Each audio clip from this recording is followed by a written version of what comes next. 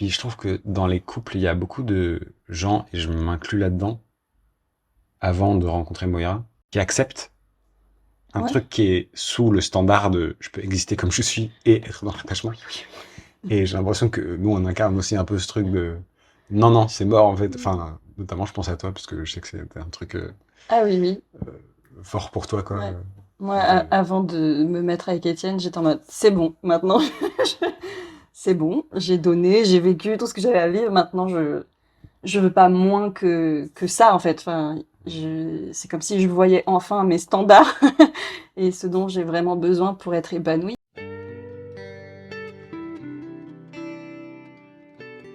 Bienvenue dans Pas de soucis, le podcast pour se libérer de l'anxiété avec Camille Thomas. Je suis Camille et avant d'être coach de santé, j'ai été une grande anxieuse. Je me suis libérée de l'anxiété le jour où j'ai compris que ce n'était pas dans ma tête. Pas de soucis, c'est le podcast pour celles et ceux qui sont fatigués par tout ce qu'ils ont essayé et qui savent qu'ils ont le pouvoir de guérir de l'anxiété naturellement. Alors si tu veux vivre sans anxiété et que tu as l'intuition qu'on ne t'a pas tout dit, ce podcast est pour toi. Je te retrouve tous les lundis pour explorer les pistes qui te permettront d'accéder au calme à l'intérieur de toi. Dans cet épisode, j'accueille Moira et Étienne qui ont participé à la dernière édition de notre programme Arise en couple. J'ai trouvé leur parcours très touchant et j'ai trouvé que leur vision de la relation méritait d'être partagée au plus grand nombre, d'où cet épisode de podcast. Dans cette conversation, Moira et Étienne nous parlent de l'importance d'avoir créé une base de sécurité solide dans leur relation pour pouvoir accueillir l'autre et faire ce travail ensemble, et en même temps avec tout ce que ça amène d'activation, de fatigue, de besoin de s'écouter aussi pendant ce travail. Ils nous parlent de leur chemin respectif avec le people pleasing notamment, comment ils ont recommencé à poser des limites, comment ils l'ont vécu avec les personnes en dehors de leur relation et comment ils accueillent ces nouvelles limites au sein de leur couple aussi. Ils partagent sur l'accueil de la colère de l'autre quand il y a de l'activation, comment c'était pour eux avant et comment faire pour faire de la place à cette colère tout en continuant à prendre soin de la relation. Comme le dit Étienne, quand il s'agit du couple, on n'est pas préparé à ce que la relation demande d'apprentissage, de travail sur soi. Il nous dit on part à la guerre avec des cuillères en plastique. Alors, si tu es en couple, que tu es sur ton chemin de guérison, que tu as conscience de l'impact des traumatismes et de ton style d'attachement sur ta relation, ou que tu veux simplement être mieux préparé à cette grande aventure qu'est le couple, écoute cet épisode. Je sais qu'il va te donner plein de pistes et plein de sujets de conversation avec ton ou ta partenaire. Belle écoute. Bienvenue Étienne, bienvenue Moira, je suis super heureuse que vous soyez avec moi et que vous ayez accepté mon invitation. Je me réjouis de notre dialogue à trois voix. La première question pour vous, c'est peut-être si vous pouvez vous présenter en quelques mots. Et puis, je suis toujours très intéressée, voilà, de savoir comment vous étiez avant. C'est très dramatique.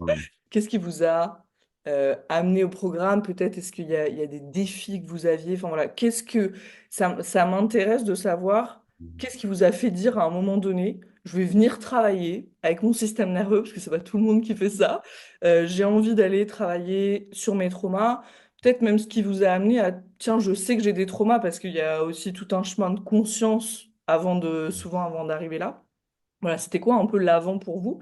Et puis, ouais, vous pouvez vous présenter en quelques mots. C'est bon. Après toi. C'est bon.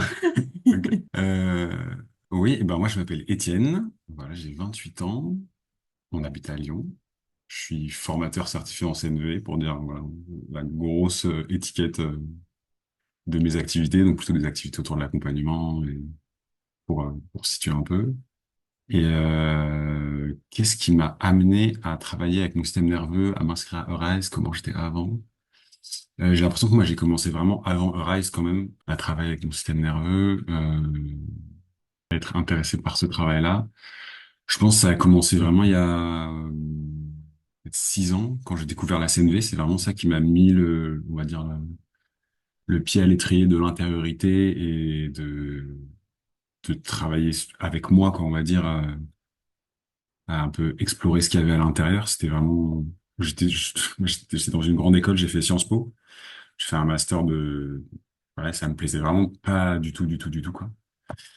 Et j'étais vraiment en mode, mais qu'est-ce que je fais? Et un jour, je me suis retrouvé dans une formation de CNV et genre la formatrice, elle nous apprenait à nous écouter, à être en lien avec nos besoins et tout. Et je me suis dit genre, ok, c'est ça ton taf à toi, genre tu fais ça c'est ton métier de faire en sorte que les gens se parlent et s'écoutent. Et le premier soir, je me dis, mais moi, je veux faire ça, en fait. Et donc, à partir de ce moment-là, c'est vrai que j'ai bifurqué vraiment. J'ai bifurqué. Et après, le travail avec le système nerveux, j'ai l'impression que c'est un peu genre le prolongement de tout ça. J'ai l'impression que ça complète beaucoup ça. Et qu'à un moment donné, du coup, pour être un peu plus précis sur avant Arise, je pense que je me suis rendu compte que j'étais vraiment beaucoup, malgré beaucoup de travail, de réflexion, tout ça. J'étais beaucoup dans le dorsal, pour dire les termes que peut-être les gens de ce podcast connaissent. J'étais très fatigué, très peu d'énergie, l'impression d'être souvent en mode c'est trop pour moi, j'ai pas d'énergie. Et donc ouais, je pense que c'est pas mal ça qui m'a amené à faire ce travail-là. Et puis je pense aussi, on pourra en reparler après, mais je pense que la relation pour moi est vraiment un accélérateur de ouais, c'est vraiment cool de travailler avec son système nerveux et genre faut que tu passes par là quoi.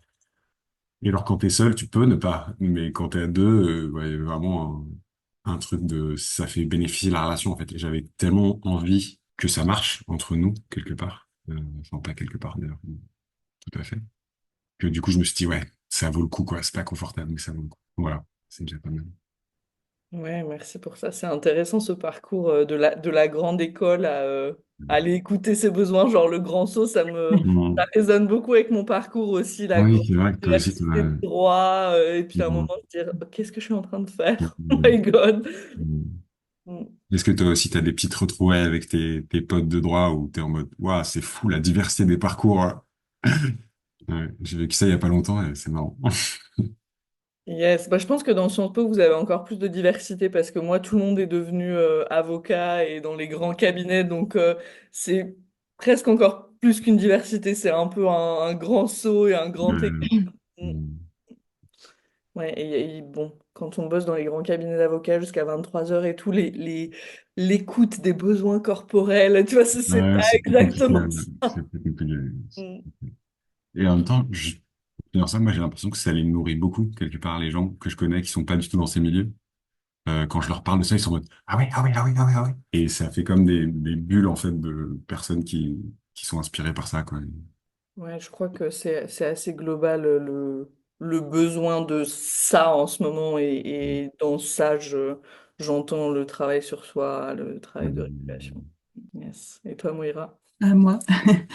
Et ben moi, c'est Moira, j'ai 33 ans et bah, je suis thérapeute, artiste et créatrice de contenu, surtout sur Instagram et YouTube. Et qu'est-ce qui m'a amenée à Arise? Eh ben, j'étais déjà dans le milieu de la CNV, très à fond aussi. Et c'est aussi notamment par ça, entre autres, que j'ai rencontré Étienne. Et j'ai fait un stage qui regroupait CNV et théorie polyvagale il y a 2 ans. Et ça a vraiment été le déclic de ah waouh, la théorie polyvagale, c'est extraordinaire et c'est vraiment hyper complémentaire de la CNV, de l'écoute des besoins et l'écoute du corps qui était déjà très présente. Et là, ça va encore plus profond et voilà. Enfin, ça a été vraiment très fort pour moi ce stage et tout de suite j'ai eu envie de me tourner vers la TPV. Et en fait, l'année dernière, j'ai commencé à écouter ton podcast au moment où j'ai commencé à tomber en burn-out. Donc il y a eu une synchro. Et puis, euh, et puis voilà, ouais, c'était vraiment la révélation aussi. Ça mettait du sens sur tellement de choses.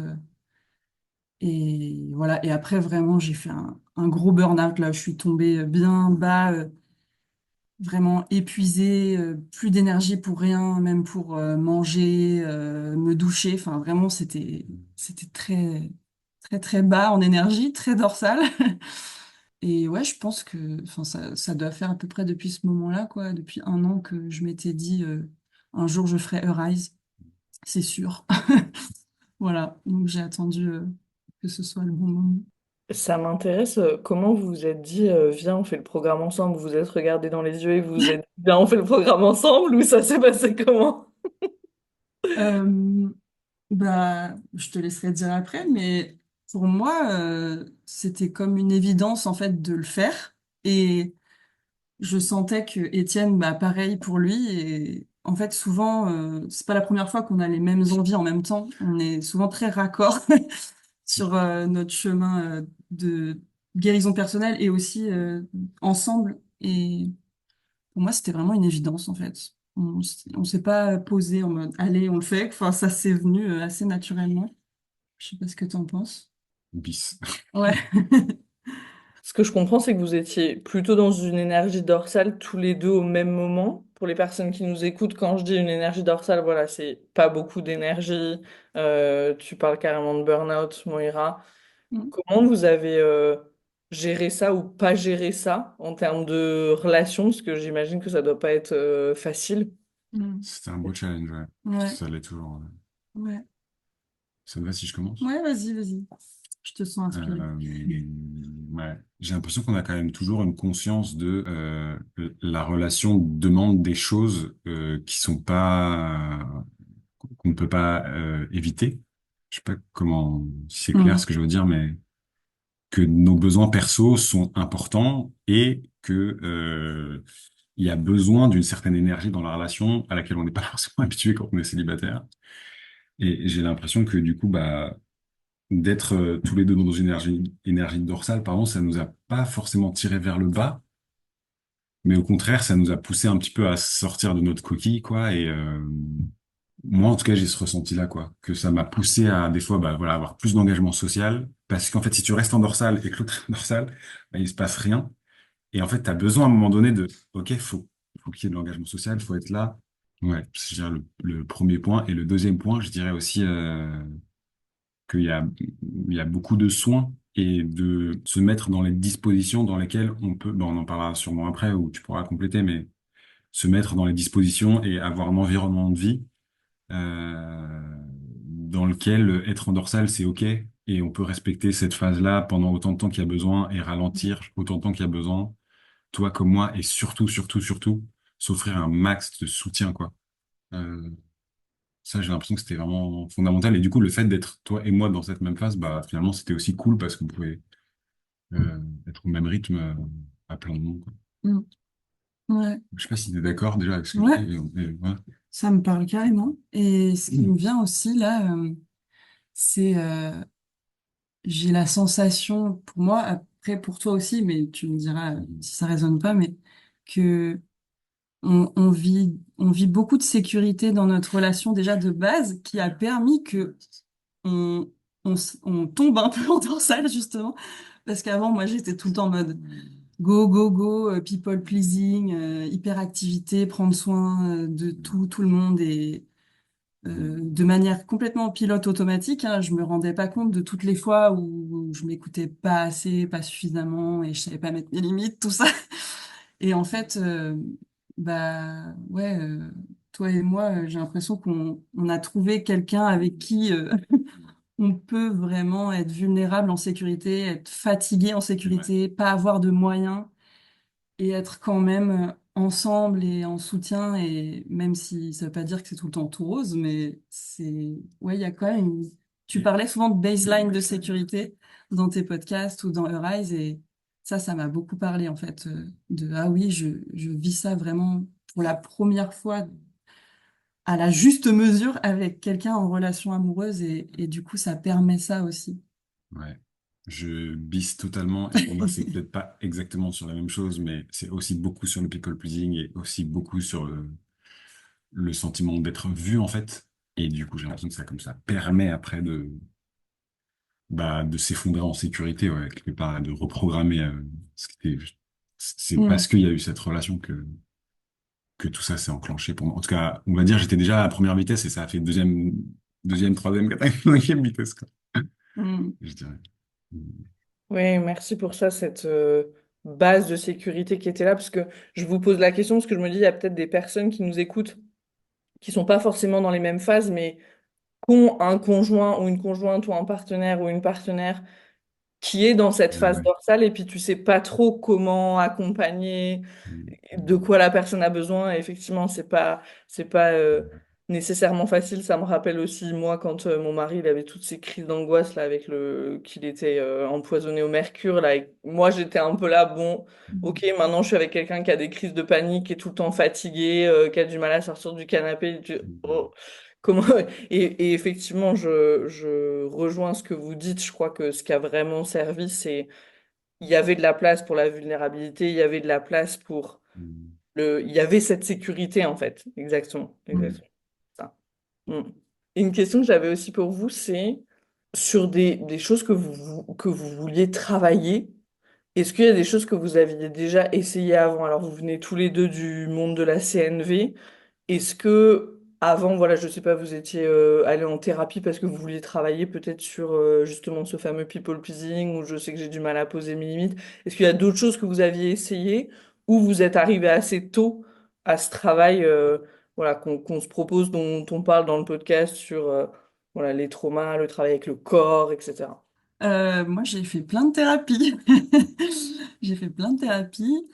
Ben, surtout, en fait, après avoir découvert la CNV, donc en 2016, je me suis dit, oh là là, mais j'ai trop besoin d'écoute. Maintenant que j'ai goûté à l'écoute empathique, je me rends compte à quel point j'en ai soif. Et du coup, j'allais toujours vers des thérapeutes qui étaient formés à ça. Donc il y avait quand même un peu l'écoute du corps, c'est par la parole, mais c'est pas juste mental. Il y a quand même beaucoup le corps, le ressenti, on va dans l'expérientiel. Et ouais, bah c'est encore une fois en lien avec la TPV, quoi. Quand j'ai découvert, je me suis dit j'ai envie d'aller vers ça pour aller encore plus loin parce que je vois que ça reste encore trop mental. Enfin, de base, de toute façon, je suis beaucoup dans la tête et je me rendais pas compte en fait. Enfin, j'ai l'impression que depuis 2016, je descends petit à petit dans mon corps, mais ça prend du temps. Et, euh, et en fait, ce que j'ai goûté et ce que je venais chercher dans le rail, c'était vraiment beaucoup plus d'autonomie, de m'autonomiser en fait, de pas tout le temps dépendre de la thérapie et de la présence de quelqu'un pour m'écouter et de vraiment développer les moyens de pouvoir être avec mon corps, être avec mon système, l'écouter et au quotidien en fait. C'est vraiment quelque chose d'ancré et de quotidien que je suis venue chercher. Je sais pas si ça répond à ta question. Ouais. Absolument. Tu l'as trouvé? Ouais, ouais, carrément. On va en parler Ouais. en détail juste Carrément. après, yes. Ok. Hmm. Et moi, ben ouais, j'ai fait plein de thérapies, différentes approches aussi, un peu cousines de la CNV, on va dire, dans l'accompagnement, mais beaucoup centré quand même sur la parole, l'écoute, même si, bah, vraiment comme Moira, il y a quand même cette dimension, on va dire, expérientielle et l'écoute du corps et tout ça. Et je pense qu'il y a un truc aussi qui a été vraiment fondamental pour moi, c'est que j'ai participé je pense, il y a 5 6 ans, j'ai fait une retraite de méditation Vipassana pour les gens qui connaissent. Donc c'est Mm. un truc assez hardcore, entre guillemets. Enfin, ça dure 10 jours, et t'es en silence, quoi. Et il s'est passé un truc assez fondamental pour moi qui m'a mis vraiment sur le chemin de l'écoute du corps, du système nerveux, de Arise. Je pense qu'il Mm. s'est voilà, une graine qui s'est passée à ce moment-là. C'est vraiment assez particulier, mais j'ai tendance vraiment comme Moira à la base à être complètement que dans ma tête. Et pendant cette retraite, vraiment à un moment donné, j'ai eu des mouvements spontanés, involontaires du corps, quoi, que à l'époque je ne comprenais pas du tout et qui maintenant, avec le recul de tout ce que j'ai fait, compris et aussi de Rise, je pourrais en parler après, mais je pense que c'est ça qui m'a le plus voilà, comment accompagner ça en sécurité. Enfin, et du coup, ce moment-là a été pour moi vraiment un changement et un truc de, ah ouais, attends, à l'intérieur de moi, il y a Mm. il y a une énergie, un truc que je sais pas nommer, et je pensais bien que ça soit pas nommé, qui me guérit, en fait. Et qui m'apporte une guérison comme j'avais jamais connue. Enfin, vraiment, je suis sorti de là, j'étais arrivé, j'avais l'impression que, bah, il y avait plein de problématiques que j'avais avant, que j'avais plus. Enfin, c'était vraiment impressionnant, quoi. Et en même temps, du coup, après, je me retrouvais comme ça, un peu paumé dans la nature avec, bah, ça fait peur. Enfin, voilà, c'était aussi, j'avais pas du tout d'accompagnement et du coup, bah, je sais que ça peut arriver à pas mal de personnes c'est pas forcément des choses comme ça, mais sur différents aspects de trucs qui s'ouvrent. Après, tu fais, attends, c'est quoi le délire, quoi? Qu'est-ce qui se passe? Qu'est-ce, Qu'est-ce qu'est-ce qui que, fait mon qu'est-ce corps? que the fuck? Et maintenant, je sais que c'est normal en fait et qu'il n'y a pas besoin d'avoir peur et je sais l'accompagner de plus en plus. Mais voilà, c'était. Et c'est intéressant parce que tu disais justement d'être venu dans le programme parce qu'il y avait beaucoup d'énergie dorsale et du coup pas beaucoup d'énergie disponible. Et pendant ce séjour de méditation, c'est ce que tu avais déjà commencé à toucher en fait, cette énergie vitale, le corps Ouais, qui fait, enfin, ouais, ça carrément. avait recommencé à, ouais, qui s'était manifesté à toi et puis après, voilà, il y a une façon de l'accompagner, de le soutenir et de pouvoir être avec ça. Ouais, ouais, carrément. Mm. Mais justement, tu disais, on va en parler après, ce qui t'a marqué, tu parlais d'accompagner ce qui était là avec le corps. Comment c'était ça? C'était ma prochaine question pour vous. Qu'est-ce qui vous a marqué justement pendant le programme? Moira, tu parlais de l'autonomie. Toi, Étienne, de venir accompagner ce que peut-être le corps fait bah, intuitivement, ce que tu as touché là Ouais. pendant ce stage-là. Hmm. Ben ouais, j'ai l'impression que moi, le truc le plus fort finalement que je retire de Rise, c'est vraiment de continuer à faire ce que je faisais déjà. Mais enfin, ça peut paraître du coup, tu sais, banal, genre, bah, c'est facile, je le faisais déjà, mais en fait, c'est énorme pour moi.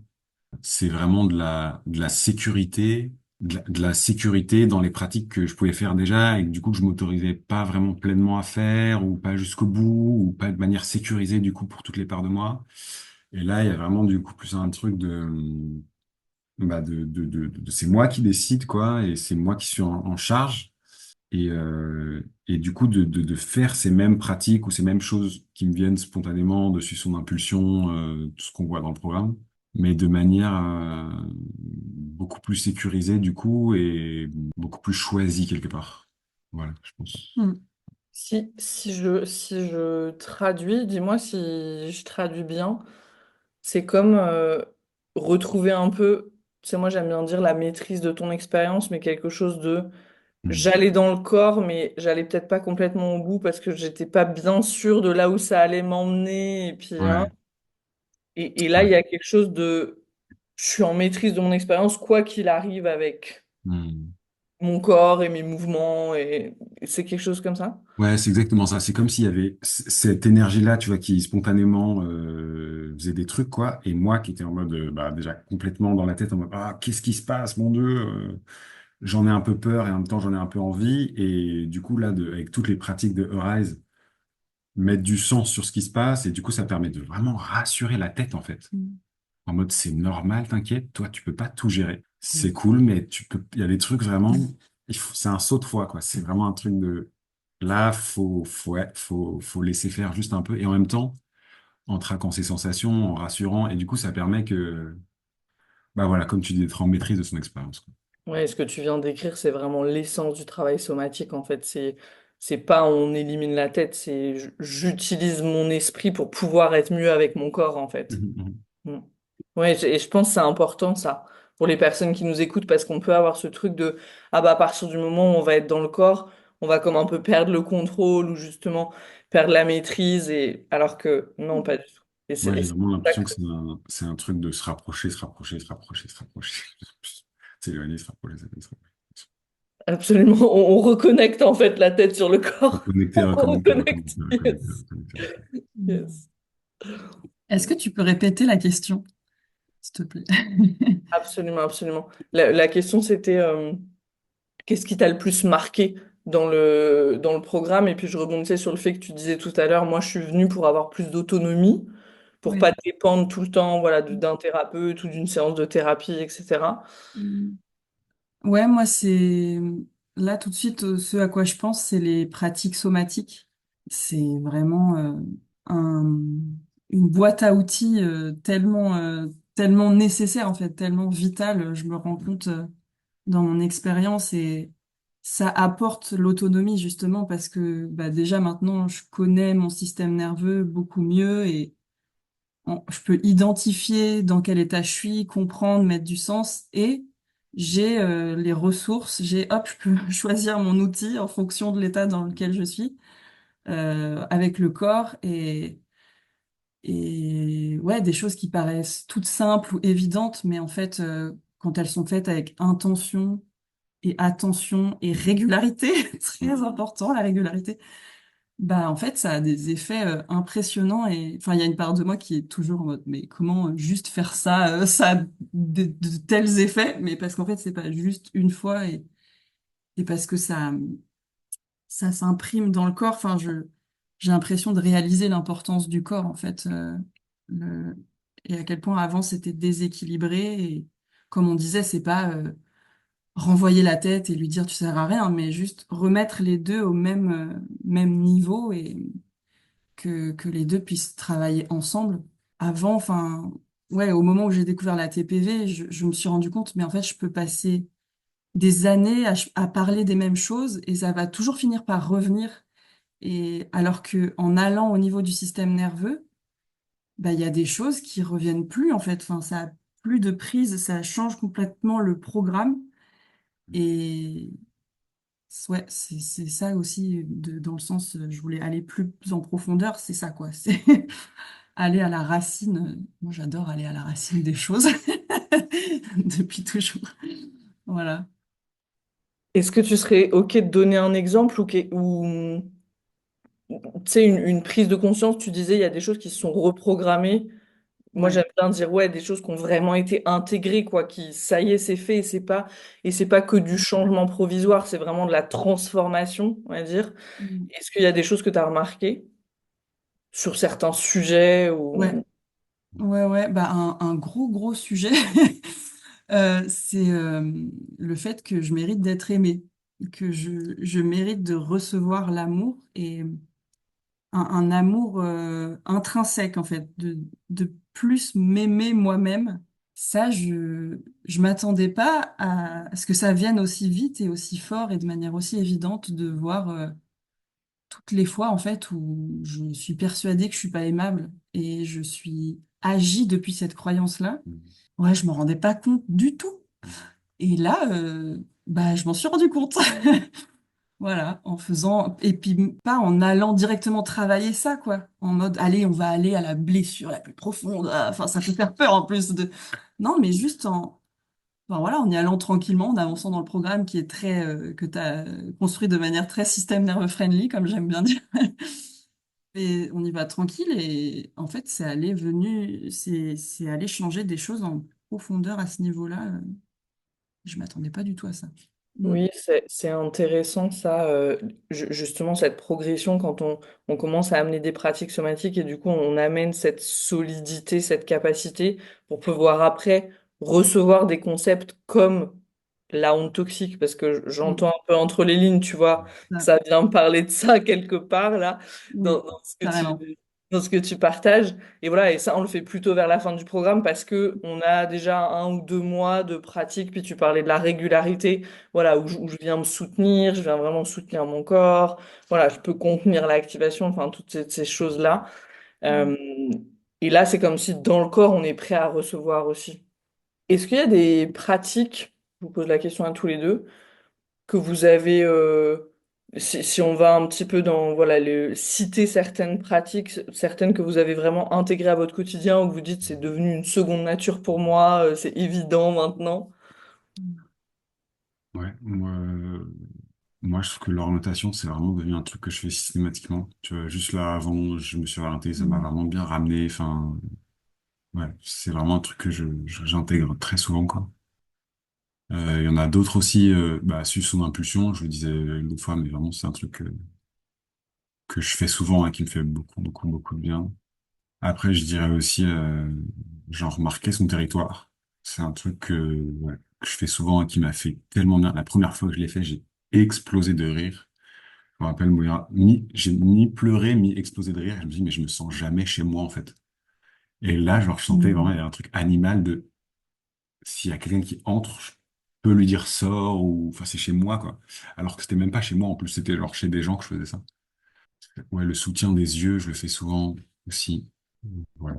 Il y en a sûrement d'autres, mais c'est celle auquel je pense le plus. Et enfin, après, je sais pas, mais par exemple, tu vois, l'accueil des parts, c'est vraiment un truc que bah, j'avais déjà fait tu vois, la CNV et l'IFS, c'est vraiment très très proche, donc j'avais déjà fait des choses en lien avec l'IFS et du coup, je le faisais déjà, mais ça m'a remis une couche, entre guillemets, et c'est un truc que je fais assez régulièrement maintenant et je trouve que ce que t'amènes m'a permis de vraiment le faire de manière plus plus sécurisé et ouais, plus intégré encore, je pense, dans mon quotidien.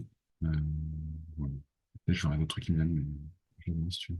Moi, les pratiques qui m'aident beaucoup et auxquelles je pense le plus souvent, c'est l'orientation, marquer son territoire. Pareil, le fait de toucher toute la pièce, tous les objets, faire le tour, ça me ramène vraiment, c'est très efficace. Pousser le rocher aussi, en ce moment, je le fais vraiment beaucoup. Ouais, principalement ça en fait. Et puis suivre son impulsion. Hmm. Mais j'en fais pas une grande diversité en ce moment, mais je fais toujours les mêmes. Et maintenant, je sais, je suis plus en compassion avec moi et je me juge moins. Je sais que c'est parce que c'est ce dont mon corps et mon système ils ont besoin et voilà. Et j'ai confiance beaucoup plus en ça. Là où avant, je me serais dit, oh là là, faut que je fasse tout le temps, dans tel ordre et tout. Hmm. Et là, bah, ça crée des nœuds encore plus. Et la cartographie des parts de soi aussi, bah, c'est pas une pratique somatique, mais pareil que Étienne. Alors moi, j'avais déjà été suivie un peu en IFS, j'avais adoré, et je suis formée en maïesthésie, et c'est très similaire. Il y a juste pas l'identification, on nomme pas forcément chaque part, mais il y a vraiment cette écoute de toutes les parts intérieures.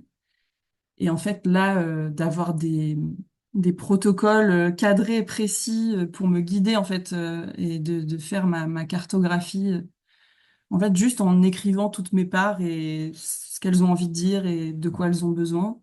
Voilà, ça fait un bien fou, ça me détend, ça me ramène et tout de suite j'ai plus d'espace et de compassion intérieure, alors que j'ai rien fait, entre guillemets, dans le langage de mon mental en tout cas. Mais juste, voilà, encore une fois, elles ont besoin d'être vues avant tout et d'avoir de l'espace. Et le fait que ce soit écrit avec des couleurs, puis moi j'aime bien dessiner aussi, donc ça marche beaucoup et je le fais beaucoup plus souvent qu'avant. Mm. Ouais, ce que tu me dis, ça me fait penser, je sais plus où j'ai lu ça, mais c'était en lien justement avec le chemin de guérison et puis le travail sur les traumatismes. Une citation qui disait quelque chose comme quand on veut guérir, il faut lâcher l'intention de réparer. Déjà, c'est exactement ça. Il y a juste, j'ai écrit mes parts et puis ouais, je vais peut-être rien en faire, mais déjà ça, juste ça. Mm, Ouais. absolument. Hmm. J'aimerais plonger, faire un petit zoom si vous êtes OK, parce que vous avez tous les deux parlé des limites, du people pleasing qui était un challenge avant. Puis voilà, quelque chose, c'est un sujet qui se joue aussi beaucoup en relation, les limites, le people pleasing. Voilà, est-ce que ça a avancé ça avec Arise? Il y a une séance sur les limites. Est-ce que voilà, c'est quelque chose vous avez pu aller voir vos parts là-dessus? Est-ce que c'est quelque chose que vous avez commencé à ressentir dans le corps et puis est-ce que vous commencez à les poser? Est-ce que vous avez expérimenté des petites sorties de people pleasing? Enfin, comment c'est sur ce sujet-là en particulier pour vous? Vas-y. Oh oui! Oh oui! Bah ouais, de ouf. Moi, c'est un énorme sujet pour moi. À la base, j'ai aucun accès à la colère. Vraiment, aucun accès. Aucun accès. Enfin, à la base, genre, il y a quelques années, quoi. Et maintenant, de plus en plus, bah ouais, la Rise, ça m'a vraiment mis un bon coup de boost. Et puis, je pense aussi le fait d'être dans la communauté avec d'autres gens. C'est ça qui soutient, bah déjà, enfin, au premier chef, d'être avec toi. Parce que du coup, on se soutient beaucoup en tant que recovery people pleaser, quoi. Enfin, on célèbre 4 fois plus quand on a réussi à poser une limite avec quelqu'un. Ouais, trop bien. Donc ça, c'est ouf. Et puis avec la communauté des gens de Rise, c'est incroyable aussi de pouvoir avoir ce soutien et cette compréhension mutuelle. De, ouais, je sais qu'il y a d'autres gens à qui ça parle et qui sont aussi dans cette même dynamique. Et ouais, moi, dernièrement, j'ai posé genre 4 5 limites bien vénères. Mais je suis content, genre pas. Enfin, je sais que je suis dans la phase vraiment, du coup, quand je les pose, des fois, elles sont un peu strictes, quoi. Mais ouais, pour moi, c'était vraiment un gros truc j'ai toujours eu l'impression d'avoir aucune limite et qu'on pouvait se servir de moi tranquillement. Et moi, j'étais en mode, je sais même pas où je finis et où commence l'autre, quoi. Et là, vraiment, je sens que bah, ces derniers temps, j'ai réussi à poser vraiment des limites fermes, à des gens en plus proches de moi. Et je suis vraiment super content. Et je sais que j'aurais jamais pu faire ça sans le soutien de Moira, quoi. C'est certain. Ça Mm. m'a vraiment beaucoup soutenu. Et d'ailleurs, je dirais même aussi que des limites dans la relation entre nous, quoi. Oui, c'est intéressant aussi ce point-là. Ça me rappelle beaucoup, je ris parce que avec mon mari, lui, c'était vraiment la personne, oui, c'est ok, enfin, tu sais, de dire oui, mais c'est même pas dire oui alors que tu penses non, c'est même pas prendre 3 secondes pour te dire est-ce que c'est vraiment un oui en fait. Mm. Et puis te rendre compte ou une fois que tu es dans le truc ou quelques heures plus tard que en fait c'était peut-être plus un non et j'avais pas super envie de faire ça. Et donc il a fait un gros travail sur ses limites et je me suis en plein de fois lui avoir dit bon ça me saoule là, j'aimerais vraiment que tu dises oui, mais bravo, mais bravo d'avoir posé la limite, tu sais, C'est c'est cool. euh, Euh, mais je reconnais, genre, I see you, tu vois, dans le euh, fait que tu poses ta limite. Donc, c'est génial qu'il puisse y avoir ça, cet espace. Mm. c'est cool de lui donner ce soutien-là, en plus, d'autant plus quand dans la relation, bah, c'est d'autant plus activant pour les deux parties, quoi. Donc, Mm, Exactement, ça se joue en relation et je crois qu'il y a du coup beaucoup de choses qui se réparent en relation aussi ah, là-dessus. mais moi, j'aimerais dire quelque chose quand même. J'en profite d'avoir le micro pour les gens qui sont en couple, qui nous écoutent, parce que je pense que tu pourras souscrire à ce que je dis, mais j'ai l'impression que la relation de couple, c'est vraiment le truc le plus inconfortable auquel on n'est pas préparé, quoi. Genre, je suis vraiment en colère contre l'impréparation dans laquelle on baigne au niveau de la relation de couple, alors que le truc est tellement inconfortable, quoi.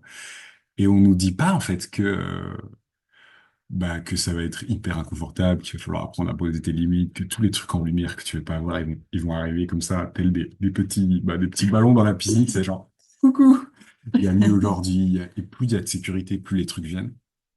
Et du coup, j'ai l'impression de beaucoup de partager ça, enfin de témoigner de ça finalement à nos amis, aux gens autour de mm. nous, et de normaliser ça en fait. Il y a beaucoup de gens je trouve, autour de nous qui viennent un peu nous voir ou qui sont un peu en mode, c'est normal, j'ai des réactions trop cheloues avec mon partenaire, ma partenaire, ou je sais pas quoi, et nous, ouais, très bon signe. J'ai l'impression d'être possédée. Ouais, ouais, Oui. super, c'est le trauma voilà, qui arrive, parce qu'il y a suffisamment de sécurité. Ouais. Mm. Et je trouve que du coup, sur ce sujet des limites notamment, bah, ça se joue beaucoup dans la relation, et du coup, comme tu disais, ça peut se réparer beaucoup dans la relation aussi, quoi.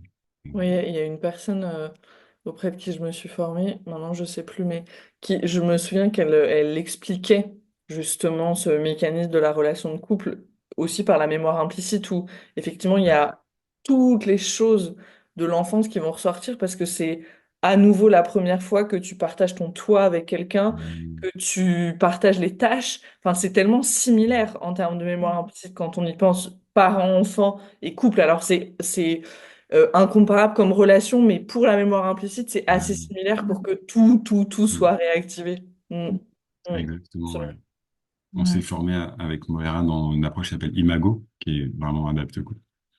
Et je pense que c'était vraiment très, très bénéfique pour nous d'avoir cette Mm. conscience-là. Ouais. C'était quoi déjà la question? La question, c'était sur le sujet des limites Ah précisément oui. et people pleasing. Comment c'est pour toi maintenant? Mm. Ouais. Mm. Et ben pareil qu'Étienne. Très très gros sujet qui demande beaucoup de d'efforts et de conscientisation et de régularité. Enfin vraiment, j'ai l'impression de faire un marathon. Parce que pareil, très peu d'accès à la colère, ou alors enfouissage et puis explosion, mais ce qui est un non-accès à la colère, en fait, à la colère saine. Ça, j'ai bien compris maintenant. Et ouais, j'étais constamment en mode people pleasing sans m'en rendre compte, et pareil, à pas me poser la question, en fait, sur qu'est-ce que je veux vraiment, tellement, à capter tellement tout de l'état de l'autre et à sentir beaucoup d'insécurité et à le prendre sur moi, en fait, comme si j'étais responsable. Et j'ai aussi énormément laissé faire de choses dans ma vie, dans mes relations qui sont pas du tout OK. Enfin, je me suis laissée utiliser et user comme un objet de rassurance, en fait. Et du coup, là, ces derniers mois, il y a toute la colère qui ressort de mais ça va pas du tout, en fait. Enfin, ça n'est pas OK. Je suis pas un objet, quoi. Je suis un être humain, en fait. Et j'en ai marre de pas être vue là-dedans et j'ai aussi besoin de me voir là-dedans et de poser des limites du coup et de plus laisser le même accès que je laissais avant à moi en fait et ouais le besoin de temps en fait de ralentir vraiment. J'ai appris de plus en plus à ralentir. C'est encore un work in progress, mais pour en fait qu'est-ce que je veux vraiment, qu'est-ce que je sens et bah là, en plus, je viens juste de finir le module sur les limites. Il me reste plus qu'à écouter le dernier audio là sur la conscience des fascias, des contours corporels. Mais ouais, ça m'a fait vraiment beaucoup de bien. Je me dis, j'aurais dû le faire dès le début du programme en fait, parce que en fait, la honte toxique et les limites, c'est vers la fin. Et moi, dès le début du programme, j'étais vraiment là-dedans. Et j'ai pas du tout pensé en fait à sauter. Enfin, puis tu encourageais pas aussi. Enfin voilà, il y avait quand même. Je me dis, si j'ai pas pensé aussi, c'est pas pour rien. Mais voilà, il y a une part de moi en tout cas qui vient de finir le module avec un mode, mais j'aurais tellement aimé le lire plus tôt et entendre tout ça beaucoup plus tôt dans ma vie. Et je commence à sentir, pareil, c'est le tout début, hein, work in progress, de la distinction importante entre ressentir mes limites, d'abord, prendre le temps en fait vers moi avant de les poser et vraiment distinguer ces deux temps-là. Là où avant, j'étais beaucoup plus en mode bah, j'ai accumulé, surcharge et du coup, je pose la limite en mode katana. Et en même temps, je me sens pas légitime de la poser et je j'ai pas pris le temps de m'accueillir en fait et voilà et après ça fait des réactions en face qui me font encore plus mal et du coup ça renforce le truc de en fait si je people please pas personne ne m'aime parce que tout le monde me le fait payer d'une manière ou d'une autre en fait quand je suis en mode coucou j'ai des besoins. Je suis un être humain. Enfin voilà, voilà, ça nourrit un cercle vicieux et là je suis en train de sortir de ça. Et c'est du travail, mais vraiment c'est tellement bénéfique. C'est c'est hyper important quoi. C'est pour être en relation en fait de base quoi. Et d'autant plus aussi dans le couple. Et ça aussi très tôt entre nous, j'ai senti qu'il y avait quand même beaucoup de respect et de considération des besoins et des limites de l'autre. En tout cas. Moi, dans mon ressenti avec Étienne, je me suis dit, ah waouh, je me sens vraiment vue et considérée. Et quand il y a un couac, voilà, je me sens inconfortable ou quoi, je me sens de lui dire et je sais que ça va pas me retomber dessus et que voilà, tu me fais de l'espace en fait et tu prends pas absolument tout personnellement et contre toi en permanence. Et ça, c'est très ça fait du bien, vraiment, dans ma vie. Au vu de mon vécu, ça fait vraiment du bien. Alors, quelqu'un qui... Ça veut pas dire qu'il faut qu'il ait de l'espace tout le temps, du tout. Je comprends carrément. Mais juste qu'il y a cette conscience de, ah oui, je peux me réguler et faire de l'espace à l'autre, et réajuster et réparer quand, quand voilà, il n'y a pas eu cet espace-là. Et inversement, moi, j'essaye de faire au mieux ça avec Étienne. Ouais, beaucoup de réparation dans l'attachement, Voilà. quoi. Beaucoup, beaucoup, beaucoup de réparations. Traduction, version attachement, c'est ça. Je suis très touché par ce que tu dis et ça me parle pour moi aussi. Euh, je sens qu'au début de notre relation, par exemple, l'attention que tu avais à mes besoins et à mes limites aidait à ce que j'en prenne conscience, tu vois. À Mm, faire genre des questions de consentement. mm, C'est vrai avec toi, enfin, c'est vrai avec tout le monde, mais en particulier dans notre relation. C'était comme s'il y avait un truc de ah ouais putain c'est possible en fait mm, et du coup ça ouvrait la porte à bah en fait j'ai le droit de dire non et du coup je pense que bah, c'est particulièrement avec des personnes qui ont été blessées un peu à ce même endroit quoi mm. qui du coup savent que ça peut être un peu touchy d'exprimer une limite et du coup cette attention là permet de le faire d'autant plus quoi. Pareil pour moi. Je voulais vous emmener aussi sur le sujet plus du physique du corps, parce que vous avez commencé, je veux boucler un peu la boucle, vous avez commencé en parlant voilà, de burn-out, beaucoup d'énergie dorsale. euh, et puis quand on commence à faire ce travail, on peut voir aussi des choses. Et voilà, sans objectifs physiques. Enfin, c'est pas comme quand on va à la salle de sport et dit je veux être musclé ou non, mais on peut voir des choses changer dans Mhm. notre corps quand on fait ce travail-là. Une des choses, moi, par exemple, c'est le corps qui prend beaucoup plus d'espace. Mhm. Et physiquement, hein, et c'est pas je deviens plus gros ou plus grosse, c'est juste voilà mon corps qui prend plus d'espace, où je peux sentir voilà peut-être des douleurs qui disparaissent ou des choix alimentaires que je fais autrement, où je sens ma musculature de façon différente. Enfin, voilà. Est-ce qu'il y a des choses plus dans le corps vraiment physique, je dirais, physiologique que vous avez remarqué? Ouais. Euh, Moi, j'ai tout de suite remarqué que j'avais plus d'énergie le matin au réveil, ce qui est très nouveau dans ma vie, en 33 ans de vie. Je crois que c'est la première fois que je me réveille et je me sens réveillée. Et bon, c'est pas tous les matins, et voilà, je sens qu'il y a encore besoin de temps, mais c'est déjà suffisamment présent pour être remarqué et c'est agréable, quoi, de sentir que, ah, mais en fait, j'ai de l'énergie qui est là, enfin, qui est là dans mon corps, qui est à disposition, et le matin, bah, c'est fait pour ça, quoi. Il y a l'énergie qui s'active, et je pensais que c'était pas dans mon programme, quoi. Alors que si, c'est juste que c'était encore sous plein de couches, voilà.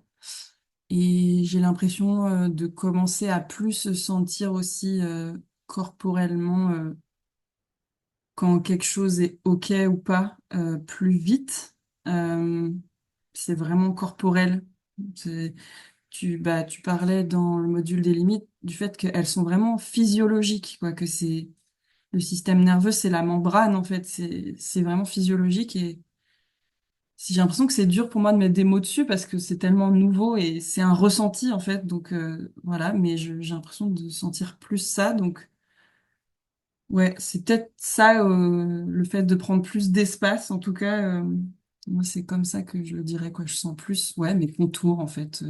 Et quand quelque chose va dépasser ma limite, je le sens physiquement. Là où avant je j'avais pas ou très peu accès à ça. Et j'ai l'impression de sentir beaucoup plus mes pieds en vie, connectés au reste de mon corps. Ça, pareil, c'est très nouveau. Et alors, je sais que c'est aussi en lien avec la chiropraxie que j'ai commencé pendant le programme, parce que j'en ai entendu parler dans Arise, dans un des Zooms où tu parlais de docteur Sherina, là, une chiropractrice qui a l'air exceptionnelle. Euh, Et en fait, un jour, ça m'est venu comme ça en mode, voilà, il faut que tu ailles faire de la chiropraxie, c'est maintenant. Et j'en ai trouvé une en 5 minutes à Lyon et elle est incroyable. Et enfin, vraiment, là, pour l'instant, j'ai fait que 3 séances, mais ça m'a ramené une énergie beaucoup plus présente et ancrée. Et voilà, il y a encore du travail aussi, mais voilà, ça va de pair avec le programme. Et Mm. c'est tellement intéressant. Je vais même dire plus qu'une intuition, cette certitude que tu avais de c'est de ça dont j'ai besoin maintenant. Et c'est incroyable comme ça arrive de plus en plus. Oui, Quand on fait ce travail-là, tu es là, je sais que j'ai besoin de cette modalité et je sais pas te dire pourquoi, mais je sais que j'ai besoin de cette modalité. Mm. exactement. Ouais, c'est une conscience intuitive, instinctive qui est tellement forte et évidente qu'il n'y a pas de place au doute et c'est détendant en fait. Et ça m'a fait la même chose avec la chorale, qui n'est pas directement en lien avec le corps, mais pareil, ça m'est venu d'un coup. Et en 5 minutes, j'ai trouvé une chorale et ça me régule, ça me fait un bien de fou, vraiment, et ça me permet de connecter aux autres bah, par les vibrations, par le corps aussi, d'une certaine manière, et autrement que toujours par le mental et la parole, et on se raconte nos tréfonds. Enfin, voilà, ça me fait vraiment beaucoup de bien, quoi. Et les deux sont arrivés quasiment en même temps pendant le programme, donc voilà, ça ouvre des portes. Ouais. Ouais, bah, je crois qu'il n'y a rien de plus en lien avec la chorale que il y avait enfin la chorale et le système nerveux avec le nerf vague, c'est exceptionnel, c'est exceptionnel. Mm. Ouais, je suis témoin de tout ce qui a été dit. Et je le vois vraiment beaucoup chez toi, quoi.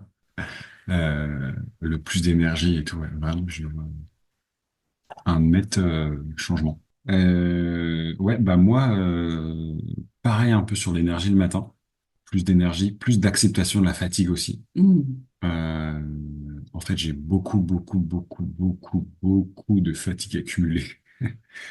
Et du coup, j'ai l'impression que, bah, surtout avec tout le travail, j'aime pas du tout le mot travail, mais tout le processus de guérison interne que je vis depuis déjà longtemps, il y a beaucoup de fatigue accumulée. Du coup, c'est le corps qui fait genre, ah ouais, trop bien, là, je peux me reposer. Et du coup, d'accepter de ralentir et de dire, en fait, c'est pas forcément de l'énergie dorsale négative, ou en fait, on s'en fout d'ailleurs, mais juste d'accepter cette énergie de fatigue et de me reposer ce matin, genre vraiment, ça m'a ressuscité, quoi. J'ai fait ma pratique de genre dormir comme ça après m'être endormi, me réveiller et sentir que je suis encore un peu groggy et fatigué, j'ai encore besoin de sommeil profond et détendu, quoi. Que la nuit m'a pas complètement réparé parce que voilà, il y a encore pas mal de, je sais pas, en tout cas d'accepter cette fatigue, de dormir vraiment autant que j'en ai besoin en fait, sans me juger et aussi de mettre en place les conditions dans ma vie pour le faire et de me réveiller en mode, wow, ok, là je suis dispo, je peux vivre, je suis bien. Et ça, c'est vraiment assez ouf pour moi.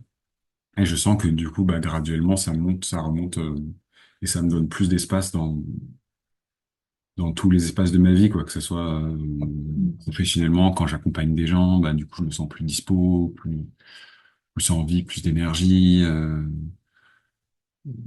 Voilà, quand j'ai des interactions sociales, j'ai l'impression que maintenant, par rapport à il y a un an, j'ai beaucoup moins besoin de temps pour récupérer, tu vois, de mon groupe ou avec beaucoup d'interactions sociales. Voilà. Ouais, et au niveau de l'alimentation, je pense aussi, moi, c'était un gros sujet pour moi pendant un bon moment. Et maintenant, je sens que j'ai une alimentation qui me fait du bien et qui est plus régulée qu'avant, quoi. Je sais pas trop je suis plus en lien avec mon corps et mes besoins du moment, en fait. Et ça, c'est vachement Mm. agréable aussi. Euh, oui, du coup, un autre truc, c'est que au moment du programme, bah, un peu comme les modalités de Moira, de la chorale et de la chiropraxie, moi, je me suis dit, va faire de la boxe.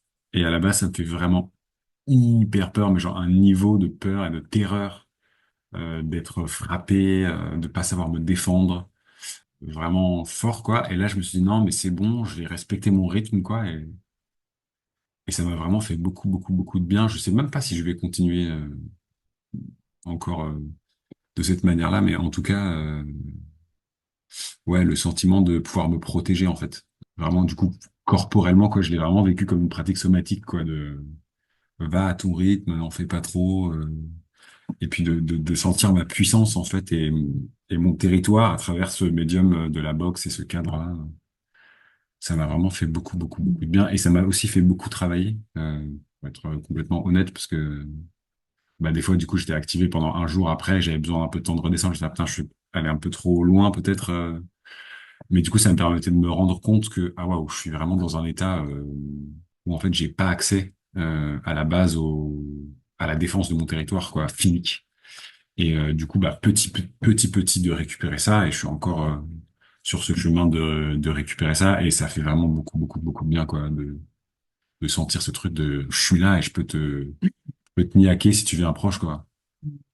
Voilà. Et puis, je pense que ça, c'est vraiment beaucoup en lien avec la relation, encore une fois. C'est un truc qui se voit pas quand t'es seul, tu vois. La stratégie de people pleasing, de soumission dorsale, dès qu'il y a un danger, bah quand t'es seul, tu vois, moi ça marchait bien, quoi. C'était cool.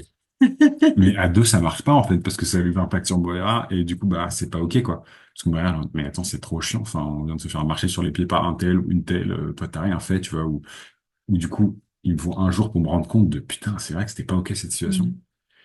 Et du coup, bah, ça me met la puce à l'oreille de, attends, mais il y a un truc là quand même dans ton fonctionnement qui fait que, bah, quand il y a des gens qui ont des attitudes pas ok avec, qui viennent sur notre territoire avec moi ou avec Moya, t'es pas en capacité de vraiment te défendre, en fait, et de dire non, mais tu fais quoi là? Et en fait, bah, c'est un truc qui se met en lumière dans la relation et après qui m'a donné envie de le travailler pour pouvoir être sécurisant aussi pour deux, quoi. Mm. Enfin, pour nous, Ouais. pour prendre soin de la relation, en tout cas.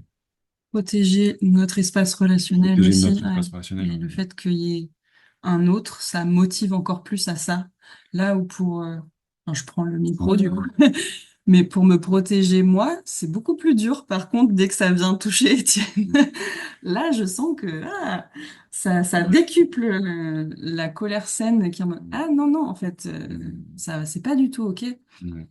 C'est vrai. Et du coup, ça met des trucs en lumière. Tu fais, ah ouais, mais c'est vrai, j'ai cette capacité d'avoir ces colères saines pour toi Mm. et pour protéger des trucs pour toi. Et inversement, quand toi, t'es en colère vis-à-vis de moi, bah, ça fait du bien et ça fait genre vraiment un truc de, ah ouais, mais c'est OK, en fait, de protéger ces endroits-là et de dire non. Alors que moi, ça aurait pas été ma réaction première, en fait. Et du coup, Mm. ça le met en lumière, quoi.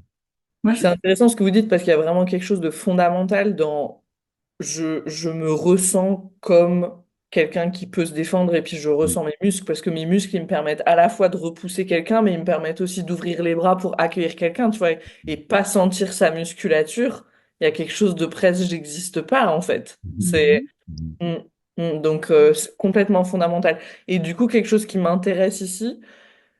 Comment vous le gérez ça dans la relation? Quand, mettons, voilà, t'as fait quelque chose qui me plaît pas, là je suis en colère contre toi. Est-ce que vous arrivez à faire de l'espace pour cette colère? Parce que ça, c'est pas évident, j'imagine. Voilà, il y a des personnes en couple qui nous écoutent. Moi, par exemple, j'étais quelqu'un qui avait peur, une peur bleue de la colère de l'autre. Mm. J'allais tout faire pour pas que ça arrive à la colère. Et puis quand la colère, elle était là, voilà, ma réaction, c'était plus de me figer ou et il y a eu tout un process de pouvoir dire, bah, c'est ok que tu sois en colère, là, je peux recevoir ça. Mm. Ouais. Euh, ouais. Ben, moi, je pense qu'il y a un truc, c'est que j'ai depuis le début eu ce truc avec Moira de il faut que tu sois là pour sa colère. Alors, ça peut paraître un peu il faut, quoi, mais vraiment un truc de c'est bon, c'est guérisseur, c'est pas dangereux. C'est comme de sentir qu'il y a beaucoup, mais de sentir intuitivement que bah c'est pas que en lien du tout avec la situation telle qu'elle est là, mais aussi avec bah, tout l'océan qu'il y a derrière, quoi. Et j'ai vraiment le souvenir précisément de moments où j'avais genre un choix à l'intérieur de vraiment une part de moi qui était en mode bah, genre c'est trop cette colère, genre ça me fait peur, j'ai juste envie de partir, mais je comprends pas, j'ai jamais été en face. Enfin, moi-même, j'ai pas vraiment accès à ça, je comprends rien. J'ai envie de fuir, quoi. Et du coup, un truc de non, mais en fait, c'est beau, c'est bien, sois là, reste là. Et c'est vraiment ce choix de reste en relation, quoi, et qui était pas facile, mais je sentais qu'il était vraiment bon. Et ça rejoint un peu ce que tu disais au départ, ce truc de ça crée des fondations saines où tu sais que tu es en confiance, en fait, et qu'il y a de la confiance et que l'autre va pas se barrer dès que je suis en colère ou dès que j'ai envie de poser une limite, quoi. Ça, c'est dans le sens recevoir la colère. Et puis, ouais, je pense aussi un peu ce truc de faire confiance qu'il y a un truc beau dans la colère, quoi. Vraiment, vraiment, vraiment, vraiment. Ça, je l'avais Mm. intuitivement, vraiment, ce truc de c'est pas contre toi, quoi. Il y avait genre, genre 75% de mon système qui était en mode, ouah, c'est contre moi, c'est trop dangereux, ou des fois plus, j'en sais rien. Mais il y avait quand même toujours un truc de c'est pas contre toi, genre vraiment, c'est pour elle. C'est parce qu'il y a quelque chose d'important. Mais ça, c'est tellement dur et on a tellement peu d'exemples de colère saine, en fait, où les gens comprennent que bah, ça n'a rien à voir avec toi, en fait. Mm. C'est cette compréhension-là qui a fait que c'est plus facile de rester, je trouve. Et puis pour moi, exprimer la colère, enfin en tout cas la ressentir, poser des limites, ce genre de choses, je sens que c'est vachement facilité par le fait de sentir de l'accueil de ta part, quoi. Et du ouais, c'est ok. Et je sens qu'il y a eu beaucoup d'expériences réparatrices de genre moi, j'étais en mode attends, j'ai envie d'exprimer une limite ou un truc qui me convenait pas, mais genre est-ce que c'est ok? Genre est-ce que c'est ok d'avoir cette énergie? La personne elle va pas me le reprocher ou genre partir en courant après et de pouvoir l'exprimer et que toi tu sois en mode ouais ok j'ai compris désolé enfin il y a vraiment un truc dans mon système qui faisait waouh c'est possible c'est incroyable et du coup ça Mm. crée tellement de sécurité c'est incroyable quoi. Bah, tout pareil. Vraiment tout pareil. Je sais même pas quoi dire de plus. C'est la même chose dans l'autre sens, en fait. Exactement la même chose. Mais moi, je voulais rajouter un truc par rapport à la fatigue, mais c'était sur l'autre question. Je veux bien juste finir sur Vas-y. ce truc de la colère et après je te laisse finir là-dessus. Je pense qu'il y a un truc pour moi où ça met en lumière vraiment l'attachement anxieux, quoi. C'est-à-dire qu'à chaque fois qu'il y a de la colère, je sens le petit bébé en moi. Genre, bon, voilà, je suis né, ma mère, on a cru qu'elle allait mourir, elle est partie. pendant un bon moment, j'étais seul et tout. Enfin, et je sens vraiment ce truc de, genre, je panique et je vais mourir vraiment si l'autre part, quoi. C'est sûr, je vais mourir. Et la colère, je trouve, elle m'a obligé à sentir que j'allais pas mourir si l'autre Mm. était pas disponible pendant un moment ou était contre moi. Enfin, la fatigue.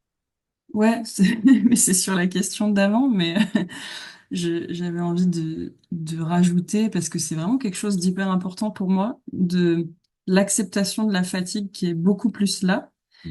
et l'acceptation enfin, l'accès même au repos et au fait de dormir et à la sieste aussi pendant la journée.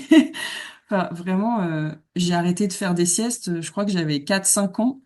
Et j'en avais jamais refait depuis. Et là, ces derniers mois, bah, je dors beaucoup plus, ou des fois je fais des siestes. Enfin, c'est quelque chose d'assez incroyable que j'avais envie de partager, parce que j'ai pris la mesure de à quel point c'était insécurisant en fait, pour mon système, le repos, mais je m'en rendais pas compte que je fuyais ça, je me distrayais perpétuellement, et que faire une sieste ou me coucher, c'était source déjà d'angoisse en fait et d'activation, et ça, je sens que ça c'est en train de changer, et bah, vu que j'ai énormément de fatigue accumulée aussi, et en plus avec le burn-out, et en plus j'ai appris que j'étais anémique il y a pas longtemps, enfin voilà.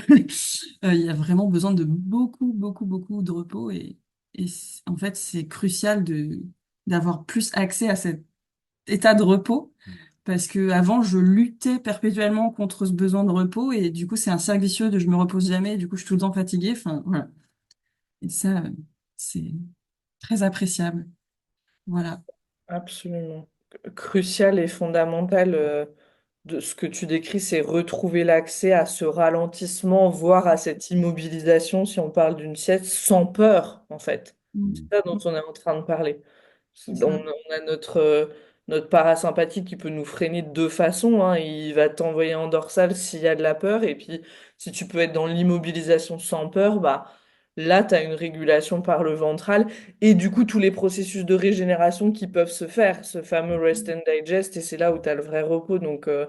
absolument crucial, même physiologiquement. Mm. Et oui, et par rapport à la colère, bah ouais, je sens que c'est hyper guérisseur de d'avoir de l'espace pour ça, dans notre relation. Et bah pareil, avec Étienne, c'est la première fois que j'ai vécu autant d'espace pour ça dans la relation. En fait, je voyais que il y avait de l'accueil, et que même si c'était pas forcément toujours facile pour toi, ben il y a ce travail de régulation et de co-responsabilité en fait, et je sens que c'est vraiment très guérisseur. D'autant plus, je sens d'être une femme dans cette société et j'ai très tôt enregistré, vu, reçu que vraiment la colère chez moi, c'était mal. Enfin, bon, c'est très dangereux, quoi. Et puis je l'ai vu partout, en fait, modélisé, quoi. Je sentais que c'était beaucoup plus... Ça faisait beaucoup moins réagir les gens, soit dans le sens fuite, soit dans le sens attaque défensive, quand un homme ou un garçon était en colère. C'était plus, ouais, c'est pas grave, c'est normal, il y a plus de distance. Alors que moi, dès que je suis en colère, enfin vraiment, c'est la fin du monde. Et du coup, je me retrouve seule derrière, quoi, alors que déjà je suis en colère parce que je me sens seule, ou que voilà, j'ai envie d'être vue sur un besoin, quelque chose d'important. Et ça fait double peine, en fait, bah, dans tous les cas, quoi que je dise, en fait, que je la dise ou que je la dise pas, ça va me retomber dessus, en fait, d'une manière ou d'une autre. Soit je vais faire un burn-out, soit je vais la dire, mais ben, l'autre va fuir ou va m'attaquer, enfin voilà.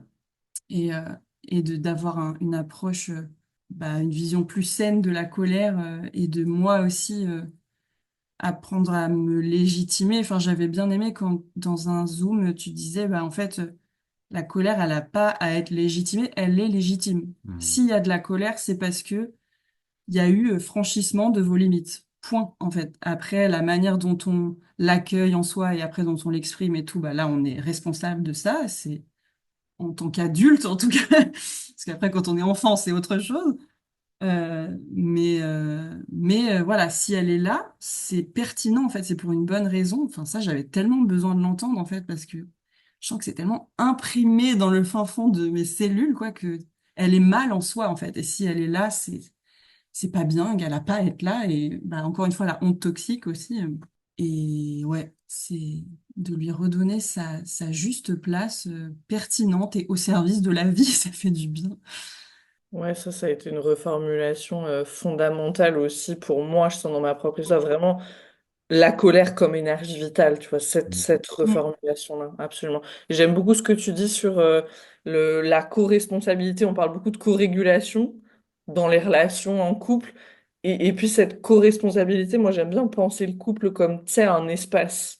Un espace dont on prend soin tous les deux, un petit peu ce que vous décriviez au début, en disant on est chacun en dorsale, mais en même temps il y a cet espace qui demande quelque chose de nous.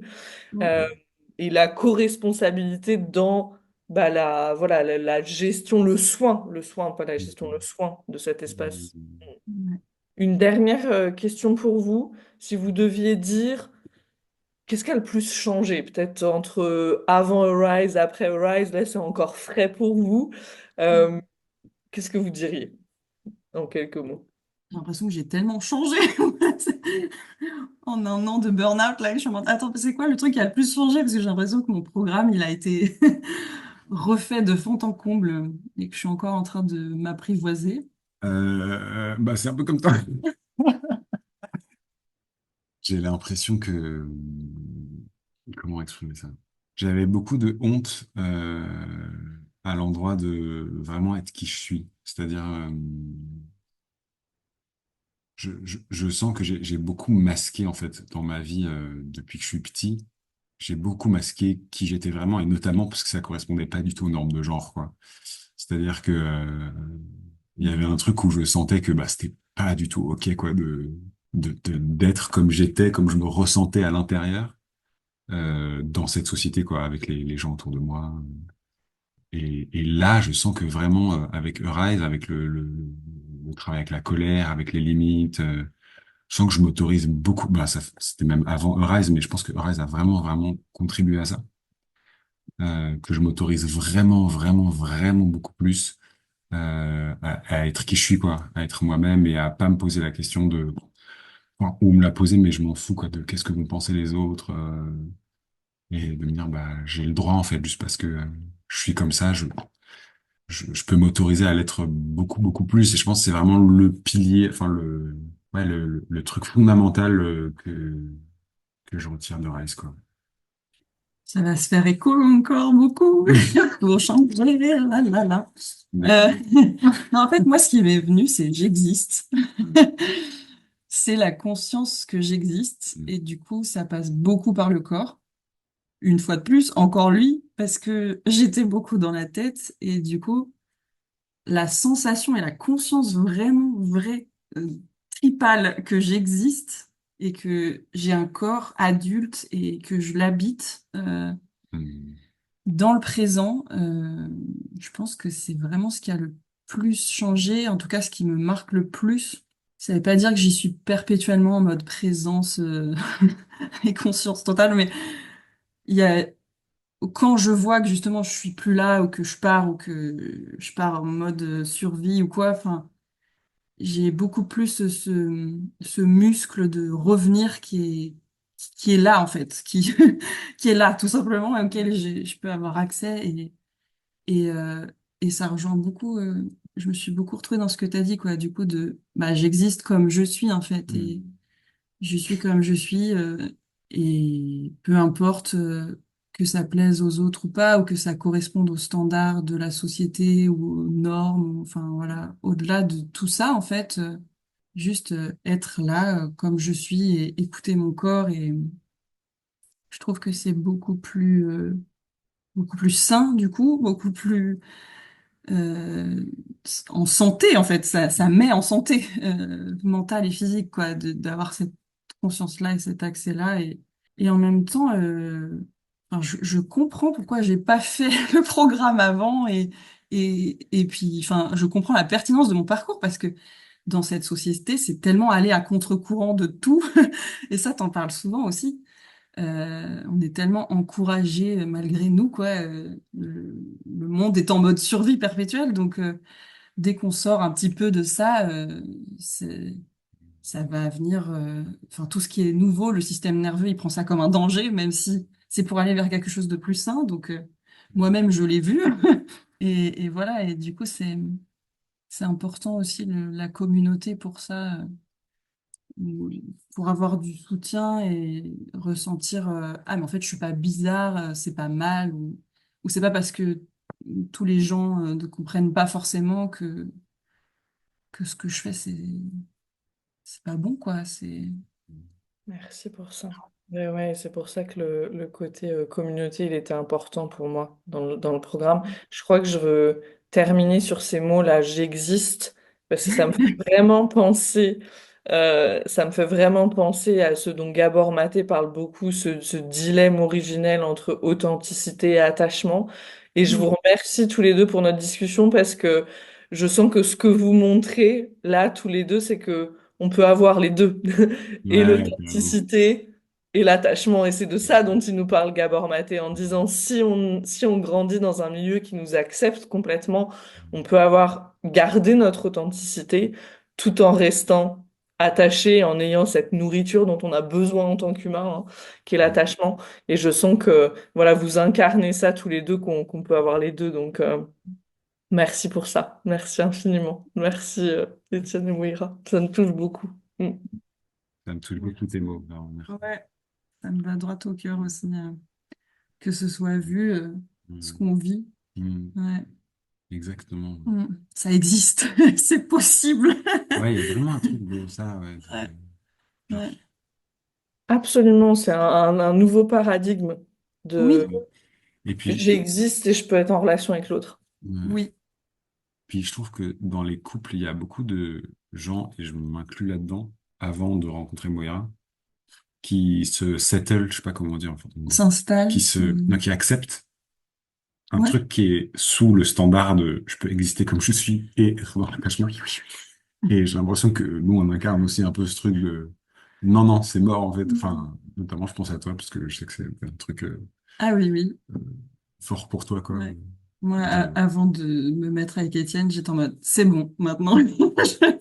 C'est bon, j'ai donné, j'ai vécu tout ce que j'avais à vivre. Maintenant, je veux pas moins que ça, en fait. Enfin, c'est comme si je voyais enfin mes standards et ce dont j'ai vraiment besoin pour être épanouie. Et c'était un choix très aligné, catégorique et non négociable. Et j'étais prête à être célib toute ma vie. Enfin, j'étais en mode, je m'en fous, en fait. Je veux n'importe qui, mais une personne avec qui il y a de la réciprocité, de la sécurité et du respect minimum vital. Et sinon, non, quoi. Ça me fait trop de mal, en fait. Je me suis trop laissée abîmer. Et c'est que chacun et chacune décide ça pour soi-même qui permet de se mettre en chemin ensemble. Et c'est ce que vous avez Mm. vraiment fait, en fait. Mm. Ouais, Mm. Merci. merci. Ouais, merci.